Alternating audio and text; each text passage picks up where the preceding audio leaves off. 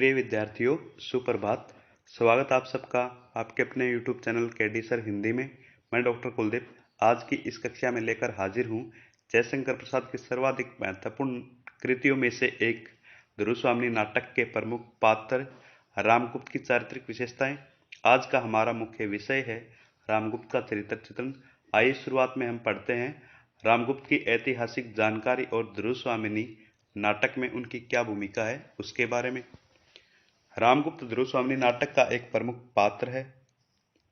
वह एक ऐसा पात्र है जो अपने छल कपट से अपने ही छोटे भाई चंद्रगुप्त, अपनी पत्नी ध्रुवस्वामिनी, यहाँ तक कि अपने देश को भी नुकसान पहुंचाने की चेष्टा करता है। वह एक विलासी, मद्यप अर्थात शराबी, कायर व कलियुग राजा है। कलियुग अर्थात नपुंसक या नामर्द, जिसकी राजकाज में कोई रुचि नहीं है। इस पात्र को नाटक का खलनायक अथवा दुष्ट पात्र कहा जा सकता है। भारतीय इतिहास में स्वर्णिम काल कहे जाने वाले गुप्त काल में मगध के सम्राट आर्य समुद्रगुप्त के दो पुत्र थे। उनके बड़े पुत्र का नाम रामगुप्त, जो कि डरपोक, भीरू, कायर प्रवृत्तियों का था। उनका छोटा पुत्र चंद्रगुप्त, जो कि वीर, साहसी व सर्वगुण संपन्न था। इस प्रकार से रामगुप्त को अयोग्य देखते हुए आर्य समुद्रगुप्त ने अपने छोटे पुत्र चंद्रगुप्त को अपना उत्तराधिकारी घोषित किया था।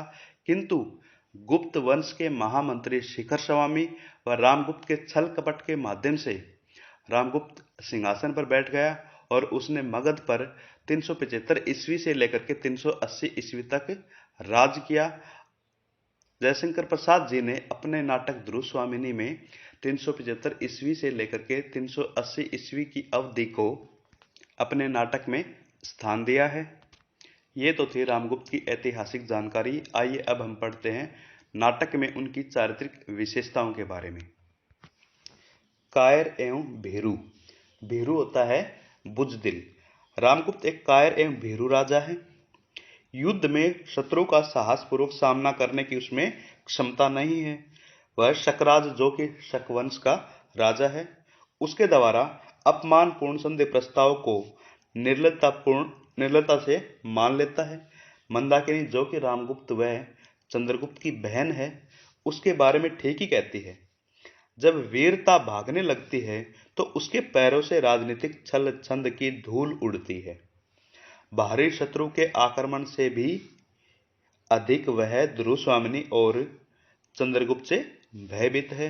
उसे संदेह है कि ध्रुवस्वामिनी चंद्रगुप्त से प्रेम करती है। वह इसलिए शकराज के प्रस्ताव को मानने में एक ही चाल से भीतर और बाहर के शत्रु परास्त करने का अवसर समझ लेता है। वह इतना भीरू है कि जब ध्रुवस्वामिनी आत्महत्या के लिए कृपाण निकालती है तो वह अपनी हत्या के भय से कांप उठता है और वह डरकर हत्या हत्या दौड़ो दौड़ो चिल्लाता हुआ वहां से भाग जाता है। ये थी रामगुप्त की कायर एवं भीरू प्रवृत्ति। उनकी अगली विशेषता है शंकाशील। रामगुप्त अपनी पत्नी ध्रुवस्वामिनी के प्रति सदैव शंकाशील रहता है। वह ध्रुवस्वामिनी के साथ राक्षस विवाह करके उसे अपनी पत्नी तो बना लेता है, परंतु उसे हमेशा लगता है कि वह चंद्रगुप्त से प्रेम करती है।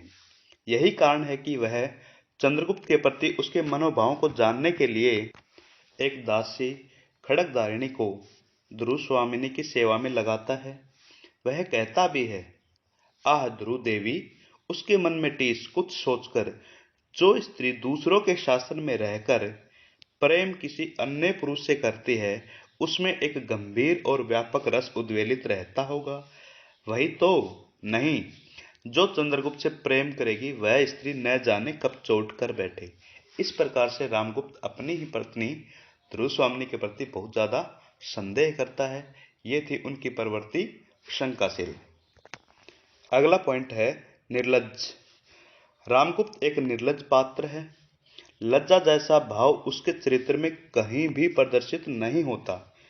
हर जगह वह अपनी निर्लजता का ही प्रदर्शन करता है। वह हिजड़े कुबड़े बोलने से निर्लजतापूर्वक बातें करता है। अपनी ही पत्नी को दूसरे राजा को भेंट स्वरूप देने को तैयार हो जाता है। यही नहीं, जब ध्रुवस्वामिनी उससे कहती है कि उसने सुख दुख में उसका साथ निभाने की प्रतिज्ञा अग्नि के सामने की है, तब भी वह निर्लजतापूर्वक कहता है, परंतु रामगुप्त ने ऐसी कोई प्रतिज्ञा न की होगी। मैं तो उस दिन द्राक्षाओं में डुबकी लगा रहा था। द्राक्षाओं का अर्थ होता है शराब, मदिरा। पुरोहित ने न जाने क्या क्या पढ़ दिया होगा। पुरोहित होता है पंडित जी। उन सब बातों का बोझ मेरे सिर पर। हमें इन पंक्तियों के माध्यम से रामगुप्त की निर्लजता का प्रमाण मिलता है। अगला पॉइंट है अदूरदर्शी एवं अविवेकी राजा। रामगुप्त महामंत्री शिखर स्वामी के छल से राजा बनने में तो कामयाब हो जाता है, परंतु वह एक अदूरदर्शी और अविवेकी राजा है। दूरदर्शिता और विवेक तो उसके चरित्र में दूर दूर तक नहीं दिखाई देते। यही कारण है कि वह अपना शिविर एक ऐसे स्थान पर लगाता है जहां शत्रु आसानी से आकर उसे घेर सकता था। उसकी अदूरदर्शिता के चलते शकराज ऐसा करने में कामयाब भी हो जाता है। रामगुप्त को अपने भाई, अपनी पत्नी, बहन और प्रजा से कोई मतलब नहीं है। वह इतना विलासी और कामुक प्रवृत्ति का है कि उसका सबसे बड़ा दुश्मन शकराज, जो कि उसके शिविर को दोनों ओर से घेर लेता है, उसके बाद में भी वो चिंता मुक्त रहता है। वो सदा अपने आप में ही मस्ती में डूबा रहता है। अगला पॉइंट है विलासी एवं कामुक। रामगुप्त एक विलासी एवं कामुक राजा है। वह दिन रात सुरा सुंदरियों के माया जाल में उलझा रहता है। हिजड़ों और बोनों के साथ मस्करी करता है। शराब का प्याला हर समय उसके होठों पर विराजमान रहता है। बात करते करते ही जैसे ही उसकी मदिरा अर्थात शराब खत्म होती है, वह दासी को संकेत करके मदिरा मांग लेता है। इस छोटी सी बात के लिए इतना बड़ा उपद्रव दासी की ओर देखकर मेरा तो कंठ सूखने लगा। जैसे ही शकराज दो संधि प्रस्ताव भेजता है, उसके बाद में ध्रुवस्वामिनी उससे अपनी रक्षा के बारे में भीख मांगती है, तब रामगुप्त ध्रुवस्वामिनी को कहता है, इस छोटी सी बात के लिए इतना बड़ा उपद्रव करने की क्या जरूरत है? मेरा तो कंठ सूखने लगा है। इसलिए दासी की ओर संकेत करता है और वो मदिरा मंगवाता है। इसी प्रकार वह अत्यंत कामुक भी है। वह ध्रुवस्वामिनी के साथ सामने इस तथ्य को स्वीकार करता है कि वह नारी को अपनी विलासिता का साधन समझता है। इस प्रकार से रामगुप्त के विलासी और कामुक होने के हमें प्रमाण मिलते हैं। अगला पॉइंट है नारी के प्रति सम्मान भावना से रहित। निश्चय ही जो व्यक्ति विलासी व कामुक होता है, उसमें नारी के प्रति सम्मान की भावना नहीं हुआ करती। इसका जीता जागता उदाहरण स्वयं रामगुप्त है। रामगुप्त एक ऐसा पात्र है जो पर नारी का सम्मान करना तो दूर, पर नारी का मतलब पराई, दूसरे की नारी दूर, अपनी ही पत्नी का सम्मान नहीं करता, सदैव उसकी उपेक्षा करता है, उस पर शक करता है तथा उसका निरादर करता रहता है। नारी के प्रति उसकी असम्मान भावना की हद तो तब हो जाती है जब वह अपनी ही पत्नी ध्रुवस्वामिनी को शकराज के संधि प्रस्ताव की एवज में शकराज को उपहार में देने को तैयार हो जाता है और कहता है, रामगुप्त ध्रुवस्वामिनी को कहता है, तुम मेरी रानी नहीं, नहीं नहीं जाओ, तुमको जाना पड़ेगा, तुम उपहार की वस्तु हो, आज मैं तुम्हें किसी दूसरे को देना चाहता हूं।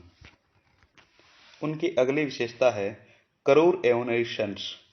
रामगुप्त एक क्रूर एवं नृशंस व्यक्ति भी है।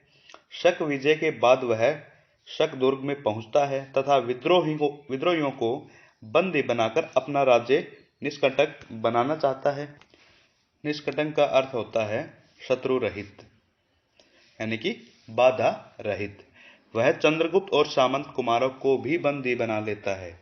यहाँ उसके नृशंस रूप के दर्शन होते हैं। वह अपना अधिकार जमाने के लिए निरीह, जो इच्छा रहित होती है, निरीह कोमा और मिहिर देव की निर्ममता पूर्वक हत्या करवा देता है। इस प्रकार रामगुप्त के क्रूर एवं नृशंस होने के इस नाटक में प्रमाण मिलते हैं। अगला पॉइंट है नीच एवं स्वार्थी। रामगुप्त अत्यंत नीच एवं स्वार्थी प्रवृत्ति का व्यक्ति है। उसकी नीचता एवं गिरे हुए चरित्र की पराकाष्ठा का बखान सामंत कुमार पुरोहित तथा प्रीषद तीनों ही करते हैं। एक सामंत कुमार कहता है, रामगुप्त जैसे राजपथ को कलुषित करने वाले के लिए मेरे हृदय में तनिक भी श्रद्धा नहीं। वह उसे हिंसक, पाखंडी, क्षिव और कलिव भी कहता है। क्षिव का अर्थ होता है जो नशे में चूर हो, और कलिव नामर्द। पुरोहित भी उसके बारे में निर्णय देता है, रामगुप्त गौरव से नष्ट, आचरण से पतित और कर्मों से राजकिल्बिषी क्लीव है। किल्बिषी का अर्थ होता है अपराधी, पापी। ऐसी अवस्था में रामगुप्त का ध्रुवस्वामिनी पर कोई अधिकार नहीं। परिषद भी निर्णय देती है, अनार्य, पतित और क्लीव रामगुप्त गुप्त साम्राज्य के पवित्र राज सिंहासन पर बैठने का अधिकारी नहीं है। वह इतना नीच और स्वार्थी है कि अपने स्वार्थ के लिए वह अंत में छल से अपने भाई चंद्रगुप्त की हत्या करने का प्रयत्न करता है, किंतु एक सामंत कुमार के द्वारा स्वयं मारा जाता है। इस प्रकार कहा जा सकता है कि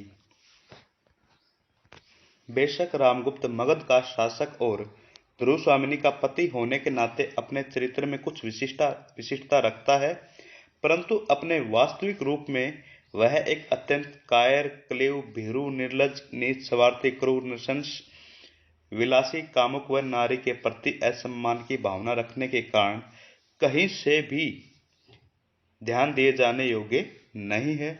उसका चरित्र वस्तुतः है एक घृणित दुष्ट पात्र का चरित्र है। इस प्रकार से वह नाटक में खलनायक बनकर के उभरता है।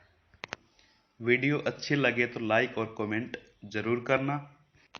इस सीरीज की अगली कक्षा में हम पढ़ेंगे मंदाकिनी का चरित्र चित्रण। जिस विद्यार्थी को पीडीएफ चाहिए वो मेरे व्हाट्सएप नंबर पर मैसेज कर सकता है। मेरा व्हाट्सएप नंबर डिस्क्रिप्शन में उपलब्ध है। पीडीएफ सारी निःशुल्क है। आज की कक्षा का समापन मैं यही करता हूँ। धन्यवाद।